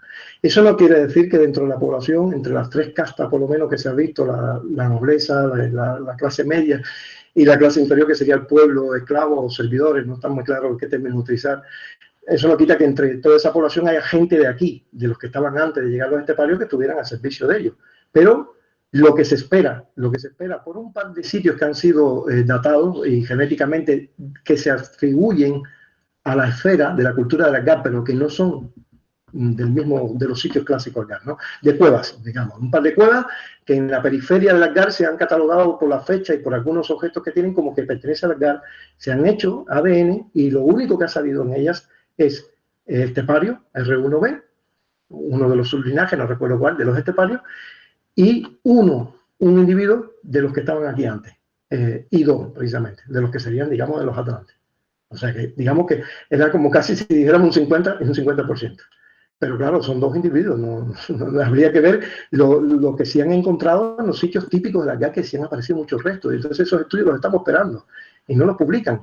Pero todo parece indicar por la ruptura y por el sistema de construcción también, que es muy típico del mundo cananeo, el sistema de construcción de la arquitectura, los enterramientos en Pizoy, es típico también del mundo cananeo, es que posiblemente sea una especie de cultura asociada con ese mundo de allá, del mundo cananeo semita. O sea, no solo sean esteparios, sino que también en la clase, por lo menos segunda, digamos, aunque sea, yo me lo espero en la clase media por lo menos, nos encontremos cuando hagan el estudio de ADN, es mi vaticinación, que no solo va a aparecer R1b, sino que van a aparecer algunos de los linajes típicos J1 o J2 del mundo semita. Pero como todavía no lo han publicado, de momento es una hipótesis que tengo, porque no puedo creer, no me cabe en la cabeza que el sistema de arquitectura sea casi exactamente el mismo, hasta en los detalles, y también en el enterramiento en Pizoy del mundo oriental que surge en el mundo cananeo, pasa por Anatolia también, pero es sobre todo algo muy invento semita, por decirlo de alguna manera, y que no aparezca ni un solo individuo de ese lado aquí. O sea, eso nos está hablando de una cultura que de alguna manera se crea ya con la unión de esos dos mundos, un mundo oriental del creciente fértil de toda esa zona, sobre todo proto-cananeo, y el mundo estepario de la gente que había acabado de, prácticamente llevaba muy poco tiempo en la península ibérica, pero se habían apoderado ya casi de toda la península ibérica, de los esteparios. Pero hay una ruptura, eso está claro. Si de hecho hay artículos donde se demuestra que no solo hay una ruptura, sino que hay hasta un rechazo, como una especie de repugnancia a las cosas que habían aquí. Circular, ya no quieren construir circular concéntrico, no, cuadrados. No hacen los mismos tipos de herramientas, los mismos tipos de cosas, no las hacen completamente diferentes, como si quisieran en todo momento distanciarse por completo de lo que estaba aquí indígena. Entonces, por eso no creo que se pueda hablar de una continuidad étnica en el caso del Algar. No, yo creo que es la unión de dos grandes civilizaciones, de gente que viene de las estepas, gente que viene del Asia Central, del mundo del creciente fértil, sobre todo el mundo proto-cananeo, con gente de aquí, seguro, hombre. No me puedo creer yo que vayan a hacer tantas ciudades y no tengan, aunque sea para trabajar la tierra, tengan a la gente de aquí. Es que eso es lógico, es sentido común. Aunque las clases dominantes sean la de los esteparios y la de los protocananeos, eso, seguro que todo el grueso de la población sería la gente de aquí, que ya estaba aquí. Pero bueno, eso es una hipótesis que yo tengo en base a las evidencias arqueológicas y lo poco que tenemos de genética, muy poco. Hay que ver lo que pasa, las sorpresas. De momento llevan mucho tiempo con el tema de la genética y no acaban de publicar los resultados. Dicen que sí, que ya lo van a publicar, pero no sé, llevan mucho tiempo y no sé qué pasa ahí con eso. Es una cosa muy rara. Demasiado tiempo ya. Perdona, yo quería añadir, yo estoy ahora mismo en Caravaca de la Cruz, provincia de Murcia. No sé si conoce un yacimiento, Camino del Molino, de un calcolítico, donde apareció un enterramiento con más de 1.300 cadáveres de esa época. Todavía no he escuchado que hayan hecho ningún análisis. O sea, más que en toda la península ibérica, ni que casi toda Europa Occidente, y yo no lo sabía, yo no me he enterado de eso. ¿Y cómo es que 1.300 cadáveres en Caravaca de la Cruz, sí, 1.200, 1.300 cadáveres. No, pero eso es una barbaridad. También apareció una tumba principesca con unos muy interesantes discos de marfil asiático que provenían de la India. Madre mía. De esta época también. Las cosas que nos estamos enterando. Mándame toda esa información, por favor. Te dejo a que investigue ese tema. Muy bien, es que esas cosas son fascinantes y a mí lo que me duele es por qué no se le da divulgación a todas estas cosas que son interesantes, que son novedosas. Hay que darle divulgación. ¿Alguna pregunta más? Oye, sobre el tema de marroquíes bajos, no veo que nadie ha querido preguntar mucho. Parece que es un tema que a mí, sinceramente, creo que es un tema. Mira, Manuel quiere decirnos algo. A ver, dile, aprovecha. Sí. Sí, ya que no se pregunta, pues yo quiero decir... Se te oye muy bajito. Bien, me quito esto para poder... Ahora sí, ahora sí. Mejor. ¿Se me oye mejor? Sí. Se me oye mejor, ¿no? Un poco del micro, si acaso. Vale. ¿Se me oye? Perfecto, perfecto. Perfecto, bien, correcto. Bien. ¿Por qué se destruye Marroquíes Bajos? Marroquíes Bajos se destruye porque la ley europea, la ley española, no se aplica en Andalucía, sino que Andalucía y Jaén van por otro lado. Y esto que voy a decir es muy importante. Y aquí es muy importante porque la ley que impide que se destruya los yacimientos arqueológicos, que son las leyes de patrimonio, las licencias las tiene que otorgar el Estado, no la autonomía. Las tiene que otorgar el Estado, no la autonomía. Si la autonomía da las licencias para destruir patrimonio, con esa manera tan fácil que hemos ido viendo, que aquí no hay nada y edifico, aquí no hay nada y edifico, es muy fácil que se produzca el desastre de Marroquíes Bajos, que se le dé todo el poder a un arqueólogo que está siendo pagado por el promotor urbanístico. Correcto. Entonces, hay una sentencia del Tribunal Constitucional de 2014 que, ante la normativa de Madrid que daba esas peculiaridades a la autonomía, les quita esas peculiaridades a la autonomía para decirles que no, que se tienen que cumplir las leyes del Estado y tiene que ser el Estado el que vigile ese yacimiento y esas licencias para que no se otorguen. Entonces, como veo que aquí hay personas que están en el mundo jurídico, voy a decir cuál es la sentencia, que es la sentencia del Tribunal Constitucional del 15 de agosto de 2014, la sentencia del 17 de julio de 2014, pero se publica en el Boletín Oficial del Estado el 15 de agosto de 2014. La sentencia es la 122-2014. La sentencia es la 122-2014, la que impide a la Comunidad de Madrid el que ellos legislen por su lado y den licencias por su lado cuando las licencias las tiene que otorgar la Administración Central del Estado. Esta es la causa de la destrucción de Marroquíes Bajos. Bueno, ya no digo nada más, porque como sé que hay aquí personas que esto lo van a aprovechar muy bien, pues doy la información y no me meto en detalles de por qué se está haciendo lo que se está haciendo aquí, porque tanto Georgios como yo, pues conocemos bastante bien las consecuencias. Sí, Nada sí. más, muchas gracias. Si alguien quiere hacer algo, una pregunta, que lo haga. Repito, sentencia del Tribunal Constitucional 122 de 2014. Gracias. Gracias a ti.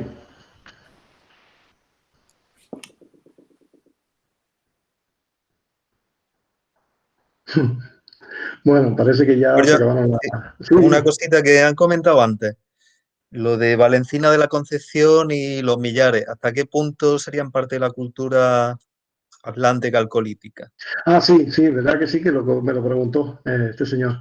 Sí, yo creo que sí, a esas sí entran bien, porque todo lo que es vamos a contar, desde hace 11.570 años, desde el origen de Atlantis, hasta que llegan los esteparios y poquito después, por lo menos tenemos que llegar hasta 1550, ¿no? Antes de Cristo.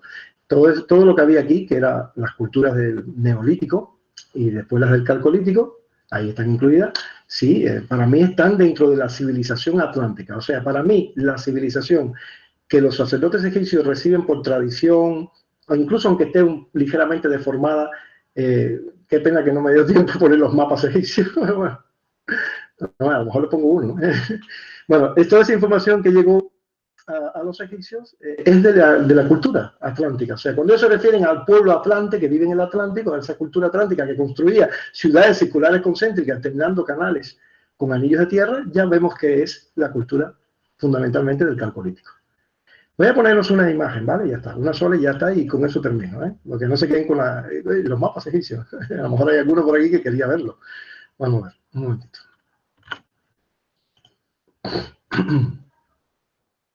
Mapas egipcios, aquí está. Vamos a hacerlo lo más rapidito posible para que no No, robamos tiempo. Dime. Comentar que es muy interesante el curso que estamos haciendo ahora de jeroglífico, Sí. para, Bueno, ya para estamos entenderlo. ya estamos por la mitad, ¿no? Por lo menos ya. Estamos por la mitad ya. Ahora para marzo quiero dar uno, pero no sé si a quién le interesará. Ya lo veremos, lo anunciaré el lunes o el martes. Es más especializado, sería un mes nada más y es sobre el tema de los amuletos y eso, que hay gente que todavía no se entera muy bien. Entonces les voy a dar pues todos los amuletos más importantes que tenían los egipcios, para qué se usaba, lo que ellos ponen en sus escritos de cómo y para qué se usaba, claro, que quiera creer en eso, da igual, o sea, pero bueno, hay gente que le interesa esas cosas. Un momento, ya vamos para allá, aquí está. Vamos a ver algunos mapitas que tengo aquí. Perdón. ¿Estáis viendo esto? Que se ven unos textos egipcios y a la izquierda como un mapa, ¿no? Sí, se ve, se ve. Vale, perfecto. Bueno, este es uno de ellos. Este está en el sarcófago de Wa, que era un médico se le llamaba, era como una especie de físico, pero se llamaba médico también, del Imperio Medio de la dinastía 12. Este es uno de esos mapas, después vamos a ver otro, donde el estrecho lo representan siempre de una manera, son mapas esquemáticos, son como viñetas, después vamos a ver bien. La isla Sicilia la representan aquí siempre como un triángulo, porque realmente en la antigüedad la llamaban la Trinaquia, la isla de las tres puntas o la isla triangular. Y de hecho la representan así, con la forma tradicional. Después vendría aquí lo que es el estrecho y la isla delante con todas las descripciones y tal. Vamos a ver algunos rapidito porque si no, este es otro, de otro sarcófago. Aquí vemos un detalle de lo mismo, la isla delante de lo que sería el estrecho. Digamos que la península ibérica sería esto y la parte de Marruecos sería esto. Ellos no tenían conciencia, de hecho no lo tuvieron hasta mucho después, hasta poco antes de los grandes geógrafos griegos clásicos, de que África llegara hasta abajo, hasta donde la llevamos. Creían que era corta, o sea que era, digamos, por debajo de la zona de donde hoy está Agadir y esa parte por ahí ya pasaba el océano, o sea, como que no tenía mucha altura, ¿no? Entonces, de manera esquemática, aquí en esta zona se ubica siempre, en lo que es Marruecos, se ubica siempre el reino de Chu, que es el que los griegos llaman Atlas, o sea, el que soporta el cielo. Esta es la isla, la zona representada con un puerto marítimo, en algunas imágenes lo vamos a ver hasta con el canal, como se describe en Atlantis. Y aquí es donde se suele indicar que esta es la isla de los dioses, la cual se halla en el gran océano de aguas verdeazuladas y frías, cuya longitud y cuya anchura, aquí donde está esa parte, cuya longitud y cuya anchura ni siquiera Osiris conocía. O sea, para indicar que, además de ponerse en el occidente, de que era el gran océano, un agua fría, un océano agua fría, que ni el tamaño era tan grande que ni el propio Osiris, que vive aquí y es el fundador y tiene su trono en esa isla de los dioses, ni siquiera él conocía la extensión del océano. Todo eso se aclara en estos mapas y se da un montón de explicaciones. Esta es otra versión de uno de la dinastía 19, donde vemos lo que sería el estrecho otra vez, con la isla delante y el canal en el sur, que es como lo representa Platón. Otra versión más, otra vez, aquí se ve mejor el canal. Aquí se habla que la isla tiene una ciudad que se llama Espanium, o sea, muy parecido a España, porque probablemente, a lo mejor hasta el nombre de España lo dieron los fenicios. Sabemos que lo dieron los fenicios, pero no sabemos realmente lo que significaba, que si conejo, que si isla de la forja, de los metales, hay muchas hipótesis, ¿no? Pero una posibilidad sería que simplemente los fenicios, que conocían todo esto perfectamente de los egipcios, conocían sus papiros, sus historias, sus tradiciones, todo, le dieran el nombre de que tenía la ciudad de esta isla que estaba delante del estrecho. Al ver que ya no existía la isla por ningún lado, se la dieron entonces a los que estaban más cerca, que sería la península ibérica. Y ya está. Eso puede ser una hipótesis muy interesante. Y le dieron el mismo nombre de España. Aquí tenemos en el templo de Ramsés III otro de esos mapas representados, y bueno, no puedo decirle todo lo que dice ahí, pues si no terminamos más nunca. Este, por ejemplo, es el único caso conocido en todo el arte egipcio de arco concéntrico circular. Los egipcios no representaban nada concéntrico circular. Y casualmente es para referirse a la misma isla, la cual la describen aquí como rodeada de anillos. El color azul oscuro es el agua del océano, con anillos de agua alternado con anillos de tierra, que lo representan con un color rojizo, y así, igual que en Atlantis.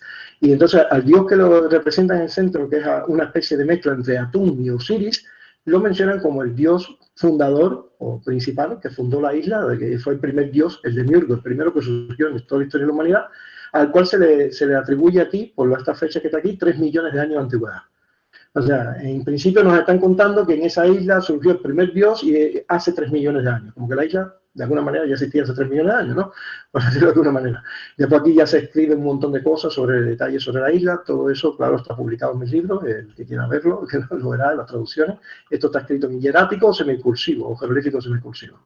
Es uno de los sarcófagos, esto también, de la dinastía 11-12. Es donde único están estas evidencias. en mapas, ¿no? Lo que estábamos viendo antes.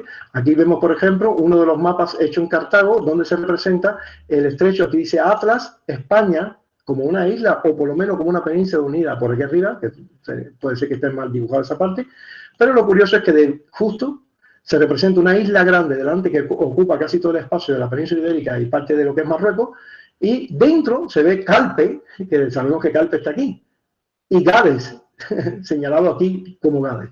Bueno, esto puede tener una explicación, y es que en el Critia se dice que una extremidad de la isla de Atlantis se llamaba Gadeira, y que por ese nombre tomó el nombre de Gadeira también después. O sea, es posible que sea eso, que esta sea la Gades de esa isla Atlantis, que a lo mejor también tenía una zona llamada Calpe, pero no se puede descartar también errores a la hora de copiar los mapas, porque estos mapas, este mapa es del siglo III o IV después de Cristo y es una copia de una copia, según los expertos, de uno que se hicieron los cartagineses o los fenicios. Y a la vez se inspiraron en los mapas egipcios, está clarísimo, todos tienen el mismo estilo. Aquí vemos otro, donde se habla de una isla también, la representan delante del estrecho. A ver, seguimos rapidito, mira este otro. La isla representada Noé en el mismo Golfo de Cádiz, ocupando todo el espacio del Golfo de Cádiz como en los mapas egipcios. Ahí, está. Vamos a ver aquí. Entonces, estos mapas, bueno, aquí estos son algunos de los egipcios, pero nos lo vamos a saltar con los detalles del estrecho, la isla. A ver si encuentro uno de los... Este es el mismo que hemos visto antes, pero en color. ¿Ves? Calpe, Gades, Atlas dice aquí, y dice Agdlas con D, porque era, en la Edad Media se solía poner así. Y bueno, estos son otros mapas de distintas épocas representando la misma tradición de la isla. A veces la ponen circular delante del estrecho o a veces un poco como delante de Portugal, pero por lo general casi siempre en el mismo centro del estrecho, delante, ¿no? Donde estaría. Este también.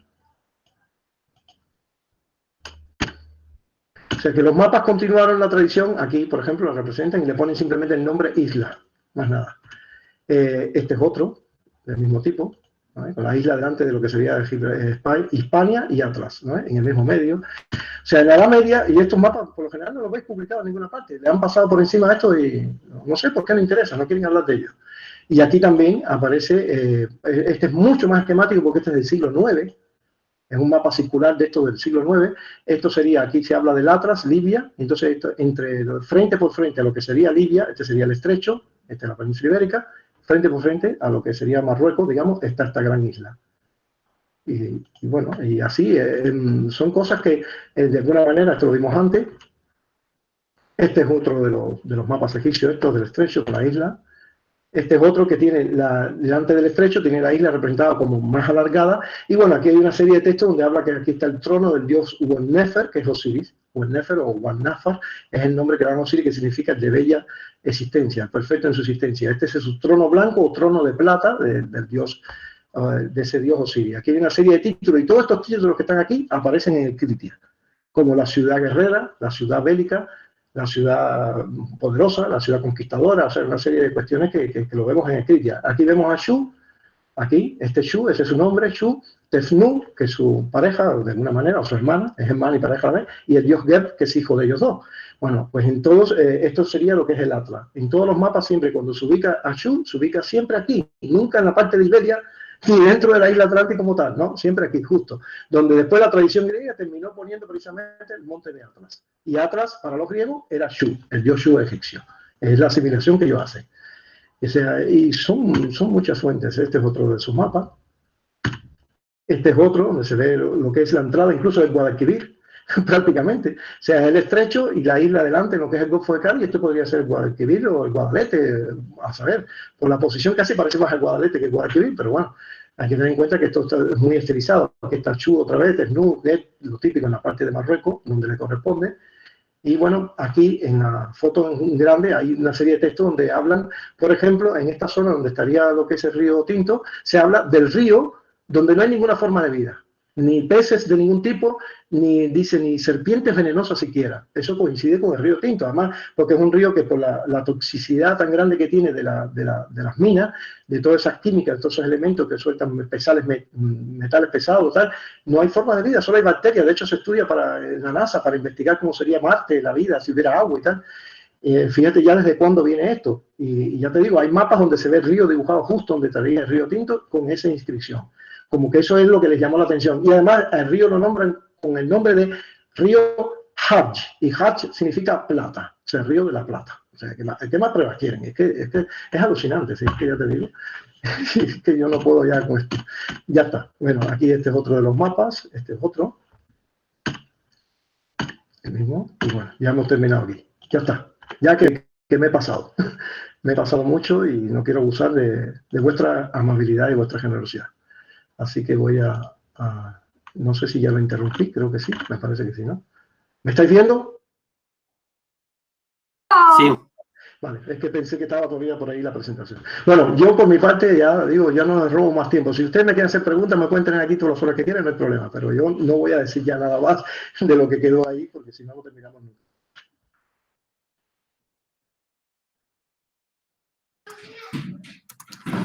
Bueno, Parece que ya se ha terminado esto.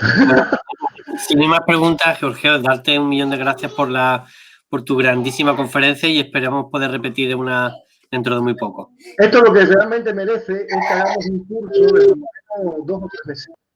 2 o 3 meses para ir tratando en cada encuentro, como estamos haciendo con el curso jeroglífico, que es una vez a la semana, dedicar 2 horas en cada encuentro para ir viendo todo, punto por punto, punto por punto, punto hasta el final y ya queden todos como expertos completamente en lo que yo llamo antropología histórico-científica, para demarcarme de la antropología antigua esa que mezcla extraterrestre con energía de cristal y cosas que yo no respeto, que cada cual crea lo que quiera, pero yo voy por otro lado, buscando pruebas y evidencias histórico-científicas. Giorgio, antes de acabar, ¿tienes pensado hacer curso online sobre el tema de atlandología? Sí, me gustaría, claro que sí. Sí, por cuestión de ¿Para cuándo fecha, más o menos? tendría que ser a partir de mayo o junio. Después me va a ser difícil. Así que lo anunciaré para mayo, a lo mejor, o para abril, no sé, ya veré por ahí. En marzo ahora quiero dar este de los amuletos que me lo han pedido, y para mayo a lo mejor dar mayo y junio, o mayo y junio y julio, algo así, dependiendo de la cantidad de clases que vea que son necesarias. Pero es que solamente ya lo de los mapas egipcios y las fuentes egipcias llevaría por lo menos 2 o 3 clases, de la cantidad de información tan grande que tengo. Estamos hablando de casi 190 mapas y hay que traducirlos, hay que enseñarles lo que dice cada uno de ellos, para que vean cómo todo lo que se cuenta en escrita, casi todo, está en esos mapas escritos. O sea, es como una cosa increíble, es como, tal como, bueno, por eso los sacerdotes dicen, según nos consta esta historia en nuestros escritos sagrados, en nuestra escritura sagrada, que es la escritura jeroglífica egipcia. Es una evidencia de que los sacerdotes egipcios no le estaban tomando el pelo a Solón, porque uno de los argumentos que utilizan los arqueólogos cuando están en contra de esto, los atrondofos, bueno, en todo caso, si aunque hayan sido los egipcios, da igual, le tomaron el pelo a Solón, se inventaron ahí cualquier cosa y le tomaron el pelo a Solón. Ya está. Bueno, una cosilla también. Dice Sigridur, que no sé pronunciar. Dice que está haciendo una tesis. Es turca, debe ser una chica turca, me imagino. No, de Islandia, parece. Desde allí nos ha venido. Madre Dice mía. que está estudiando español en la Universidad de Islandia y está escribiendo una tesis sobre la Atlántida y Tartés. Que muchas gracias por la conferencia. Pues muchísimas gracias. Puedes contar conmigo para cualquier ayuda que creas que yo pueda darte. Será un placer. De hecho, ya he asesorado varias tesis y trabajo de curso, de fin de curso, de varios estudiantes de la universidad que se han acercado a mí para el tema de la Atlántida y les he asesorado.